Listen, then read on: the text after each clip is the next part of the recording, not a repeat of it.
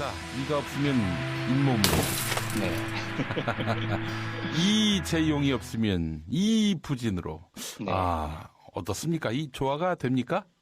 전혀 조화가 되지 않죠. 그러니까 원래는 이게 제가 사실은 다룰 만한 주제인지 조금 망설이긴 했어요. 제가 보기엔 가능성이 너무 낮거든요. 예. 그런데 제가 그 지난주에 이재용이 구속되면서 며칠 동안 방송 내용을 다시 쭉 리뷰를 해보니까 너무 내용이 좀 거칠었었던 것 같아요. 그래서 오늘은 그냥 좀 편안하게 들으시라고요. 네.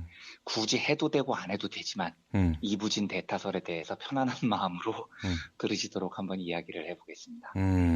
그 삼성을 좀 선의가 있을 것이다라고 생각하면 안 됩니까?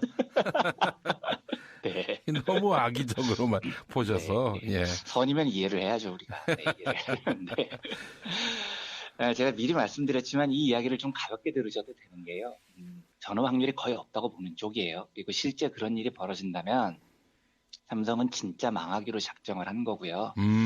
이부진이라는 사람은 근본적으로 이재용의 대체제가 돼서도 안 되고요. 예. 될 수도 없을 것 같아요. 근데 이제 이부진은 잘 아시다시피 이건희의 딸이죠. 예, 딸 중에는 제일 맞이고 이재용의 여동생이고 그 이부진의 원래 이름이 이부진이 아닙니다. 태어났을 때 이름은 이유진이었어요. 아, 그래요? 네. 아니, 이유진이 더 나아 보이는데, 이부진하니까. 그쵸? 딱 듣기에는 이유진이 더 예쁜데, 예. 어렸을 때 워낙 몸이 안 좋았다는 거예요, 이 이유진 씨가. 그래서 지금도 무슨 이름이 어려운 희귀 유전병이 있다고 하던데, 하도 몸이 안 좋아서 아버지 이건희가 3살 때 이름을 바꿨다는 겁니다. 좀 건강해지라고요. 그래서 이름을 바꾸면 몸이 건강해진다. 이런 걸 믿었다는 건데, 모르겠습니다. 그건 믿는 사람의 자유인데요. 약간 여담을 하나 더 보태면 이걸 이제 영빨경영이라고 많이들 부르는데 뭐 기도빨, 뭐 영빨 이런 말이요. 근데 삼성이 영빨경영에 굉장히 강합니다. 이게 제가 비아냥거리려고 하는 말이 아니고요. 예. 이게 제가 한 말이 아닙니다. 2003년 11월에 중앙일보에, 그러니까 당시만 해도 중앙일보는 삼성하고 굉장히 연관이 깊었던 신문이었는데 여기에 한국학자 조영원 박사님께서 칼럼을 실어요. 이 칼럼에서 처음 등장한 말입니다. 삼성 특유의 경영 문화에 영빨 문화가 있다고요. 근데 삼성이 마음만 먹었으면 이 기사를 뺐을 수 있을 것 같아요. 중앙일보니까요. 그런데 빼지도 않았습니다. 그러니까 당시 삼성의 분위기는 삼성이 원래 이름, 관상, 직관 이런 걸 굉장히 중요하게 생각을 하거든요. 근데 그걸 별로 부끄러워하지 않았던 겁니다. 예. 오히려 뭐 자랑스러워하면 자랑스러워했던 거죠. 이 대표적인 예가 우리가 보통 여의도를 한국의 월스트리트, 월가 이렇게 부르지 않습니까? 그래서 대부분 그 국내 증권사들의 본사가 여의도에 있죠. 근데 증권업계 톱3로 분류되는 회사 중에 삼성증권하고 미래에셋증권 이 두 회사만 본사가 여의도에 없습니다. 전부 다 서울 시내 한복판 사대문 안에 있어요. 근데 이유가 뭐냐면 미래에셋그룹 같은 경우에는 박현주 회장이 원래부터 풍수지리에 대단히 민감한 인물입니다. 이건 본인도 부인을 안 해요. 그래서 2000년에 미래에셋그룹이 융성하면서 서울 강남에 처음 사옥을 마련하거든요. 이 박현주 회장이 직접 직원을 데리고 다니면서 땅을 보러 다녔다는 소문이 파다했습니다. 예. 그리고 이제 강남에 있으니까 너무 불편하니까 다 여의도에 몰려 있는데 결국은 미래에셋그룹 본사가 여의도로 이전을 합니다. 그런데 이 박현주 회장이 이때도 직원을 데리고 다니면서 땅을 고르는데 그 미래에셋증권 옛날 본사가 어디냐면 증권거래소 뒤에 진짜 구석탱이에 처박혀 있습니다. 여기서 되게 찾기 어려운데요. 여기 왜 골랐냐면 여의도에는 오랜 소문이 있습니다. 여의도가 이제 하중도제잖아요. 강 안에 있는 섬이잖아요. 예. 그러니까 강바람이 워낙 센 곳이거든요. 그래서 여기에서 그 직원들이 어떻게 얘기를 하냐면 정당이나 방송국이나 교회나 이런 것들처럼 애초부터 좀 기가 센 기관들은 이 강바람을 다 버틴다는 겁니다. 근데 증권사처럼 기가 약한 회사들은 여의도에서 버틸 수가 없다는 게 오래전부터 직원들의 예측이었다는 거예요. 강바람 맞으면 다 망한다는 거죠. 예.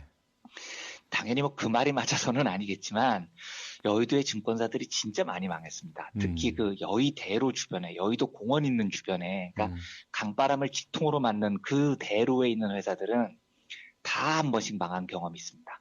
LG증권도 한번 망했죠. 옛날에 유명했던 고려증권도 망했죠. 쌍용증권도 망했죠. 심지어 공기업이었었던 대투, 한투 여기도 한 번씩 다 망했어요. 그래서 이 박현주가 야, 여의도로 올 때 제일 구석탱이의 자리를 고른 거예요. 음, 강바람 제일 안 맞겠다고요.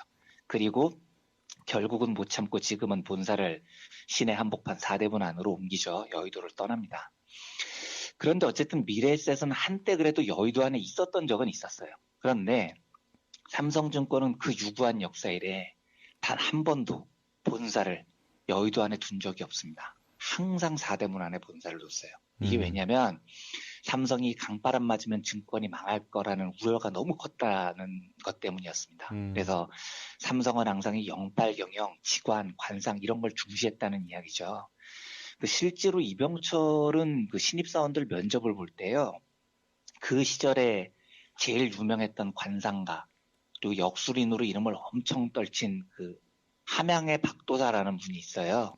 이분 이름이 이제 박재현이라는 사람인데 예, 예. 이 박재현 씨를 항상 대동하고 면접을 봤었습니다. 그리고 이병철이 이 함양 박도사를 너무너무 아꼈던 것으로 많이 알려졌죠. 그리고 이 박도사는 1970년대 초반에 이병철을 처음 만났는데 이병철이 박도사 얘기를 들어보고 완전히 너무 꽂힌 겁니다. 그래서 첫 만남에서 복채로 부산의 국제시장에 점포 한 채를 내줬다는 거예요. 그만큼 박재현을 높이 평가했다는 겁니다. 그래서 이 박재현 씨는 1970년대에 정식으로 삼성그룹에 채용이 됩니다. 고문이 돼요. 7년 동안 고문을 맡는데 70년대 연봉이 무려 6천만 원이었다는 겁니다. 이때는 500만 원이면 집 한 채 살던 때였거든요. 그러니까 이 박재현 함양 박도사가 이병철로부터 얼마나 극진한 대접을 받았는지는 충분히 짐작이 가능한 거죠.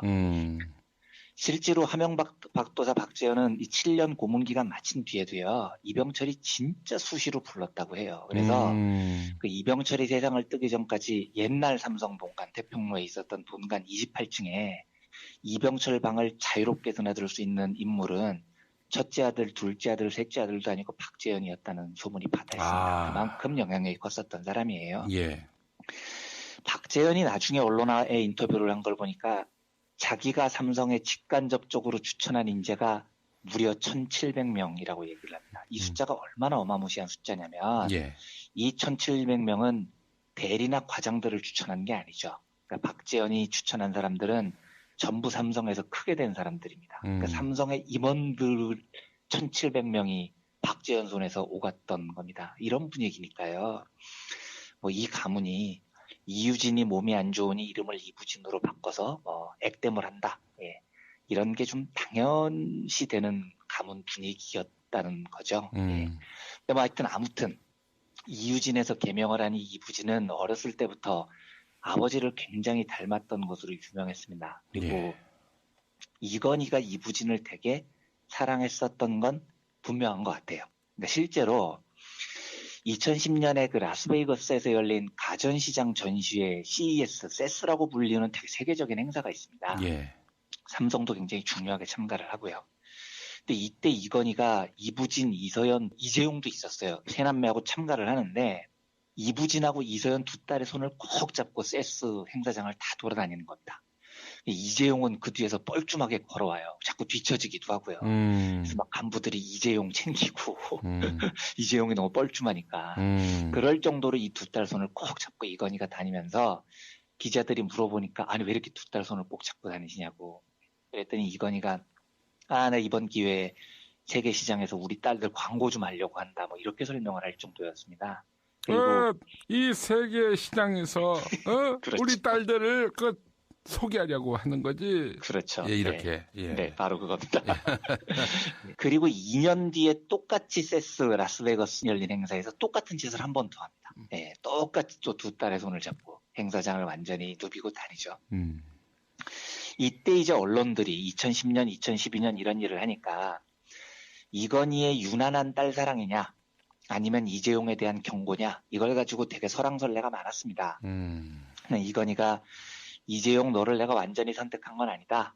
뭐 이런 시그널을 줬을 확률을 언론이 이제 점을 쳤던 거죠. 근데 저는 그 가능성을 굉장히 낮게 봅니다만 하여튼 그때는 그런 말이 나돌았었어요. 제가 왜 이재용에 비해서 이부진의 대타 가능성을 굉장히 낮게 보냐면, 삼성의 경영권은 결국은 주식 숫자로 결정이 되는 겁니다. 주식회사니까요. 예. 근데 이미 알려졌듯이 이재용은 삼성을 지배할 만한 충분한 주식이 지금 없는 상태입니다. 특히 삼성전자를 지배를 못하고 있습니다. 그런데 그럼 이부진은 어떻냐? 이재용보다 더 없어요. 그러니까 이재용도 간당간당한 판에 이부진의 영향력은 이재용에 비해서 4분의 1밖에 안 됩니다. 그러니까 만약에 정말로 이건희가 지금 살아있는지 죽었는지는 모르겠지만요. 이부진을 이재용하고 경쟁시킬 의도가 이재용한테 있었으면 이 두 남매의 재산 분포를 4대1로 만들지는 않았을 거예요. 최소한 한 2대1 정도로 좁혀놨을 겁니다. 근데 그렇게 안 했어요. 예. 4대1로 격차를 크게 벌려놨습니다. 그러니까 이걸 보면 제 생각에는 이건희가 페이크를 쓸 수는 있었어도 이부진에게 뭐 이재용의 대타를 생각한 적은 없었던 것 같아요. 그럴 거면 이렇게 나눠주지는 않았을 겁니다. 그러니까 애초에 계획은 이부진한테는 호텔, 그리고 나중에 말씀드리겠지만 삼성정밀화학 이 두 개를 물려주고, 막내딸 이서연에게는 패션, 그리고 광고, 제일기획을 물려주고, 나머지 전자와 금융은 이재용에게. 이게 이제 구도가 있었지 않았나 하는 게 제 짐작입니다. 나머지 구성을 보면요. 문제는 지금 이재용이 구속된 상태에서, 그러면 오빠에 비해서 4분의 1밖에 주식이 없는 상태에서 정말로 그 대타를 뛸 수 있느냐 이건데요. 그걸 먼저 살펴보기 전에, 그러면 이재용 재산이 지금 8조쯤 되니까요. 이부진 재산이 2조라는 건데, 그러면 이부진은 되게 불쌍하다. 딸이라는 이유로 능력이 있는지 없는지는 모르겠지만 오빠에 비해서 가부장적이고 남성 중심적인 사회에서 4분의 1밖에 상속을 못 받았구나. 뭐 이런 생각을 할 사람이 전혀 아니라는 걸 먼저 전제를 해야 됩니다. 그러니까 이부진의 2조도 정말로 엉망진창의 과정을 거쳐서 오만 사기 끝에 얻은 것이 자기 오빠하고 똑같아요. 오빠의 8조 원도 그렇게 만들어졌고 이부진의 2조 원도 그렇게 만들어졌습니다. 그러니까 2조 원의 재산 중에 이부진이 이 돈은 내 돈이다라고 소유권을 주장할 수 있는 돈은 1원도 없어요. 그 돈은 전부 다 국민의 재산입니다. 그러니까 지금 이부진 재산 2조의 분포를 보면은요. 삼성물산 주식하고 삼성 SDS 이 두 회사의 주식이 대부분입니다. 삼성물산은 제일모직하고 합병을 하면서 지금 삼성그룹의 지주회사 노릇을 하고 있죠. 지배구조의 맨 꼭대기에 있고요. 그 말 많은 합병을 한 회사입니다. 요 회사의 지분을 이부진이 한 5.5% 정도 들고 있어요. 요게 한 1조 4천억 정도 됩니다. 그리고 삼성 SDS라는 회사의 주식을 한 4% 정도 갖고 있습니다. 이게 한 4천억 됩니다. 그래서 합치면은 한 1조 8천억 정도 됩니다. 그리고 부동산 좀 있고요. 재작년인가요? 그 삼성 정밀화학 주식을 팔아서 한 1,000억 원 정도를 마련을 했고요. 이걸 다 합치면 이제 얼추 한 2조 원이 된다는 건데요. 그러면 합병 삼성물산 주식을 1조 4천억 원이나 들고 있는 계기는 뭐냐? 이거 상속받은 거 아닙니다. 이것도 이재용이 에버랜드를 먹을 때 이부진은 꼽살이 낑겨서 편법으로 재산을 불린 겁니다. 당시에 에버랜드 주식이 한 10만 원 넘던 걸 이재용, 이부진, 이서연 남매가 10분의 1도 안 되는 7천 원에 꼴딱 삼켰거든요. 다만 이때 이부진의 나쁜 짓이 부각이 안 됐던 건 꼴딱 삼킨 사람 중에 이재용이 제일 많이 삼켰기 때문입니다.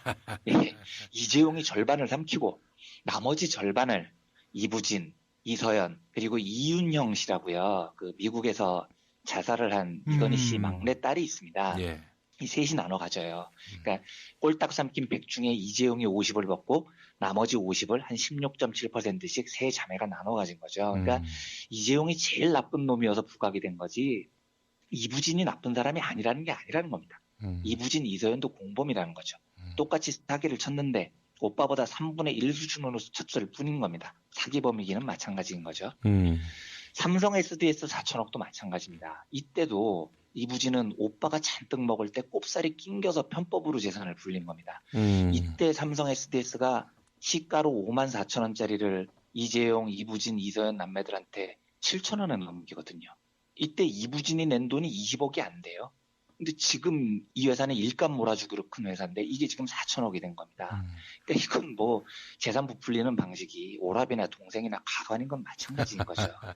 그러니까 이게 이재용이 구속됐다고 이부진이 대타다 이런 이야기가 나오면 정당성 면에서 보면 환장하는 겁니다. 이것들이 진짜 국민들을 폭으로 보나 싶은 생각이 드는 거죠.